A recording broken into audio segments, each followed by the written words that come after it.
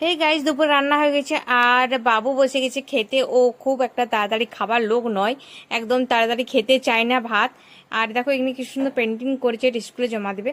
তো বাবু আজকে খেতে বসেছে, বাবুর টিউশন আছে, তার জন্য ও অনেক কাটসাজি করে স্যারকে বলে বলে টিউশনটা একটু তাড়াতাড়ি করলো, নাহলে বিকালে থাকে। কেন আজকে আমরা যাবো রথযাত্রা দেখতে। তো আয়রন করার ছিল একটা স্যুট, তো তোমরা জানো আমি ওখানে আয়রন কখনো করি না। তো আজকে আমাকে আয়রন ওখানেই করতে হলো, কেন বাবু যা করে রেখেছে ঘরের অবস্থা দেখতেই পেলে। তো যাই হোক, খাওয়া দাওয়া ধোয়া করে বাবু চলে এসেছিলো টিউশন থেকে তাড়াতাড়ি করে। আর আমি আর বাবু মিলে বার হয়ে গেছি রথ দেখতে। আমাদের এখানে রথযাত্রা বার হয়।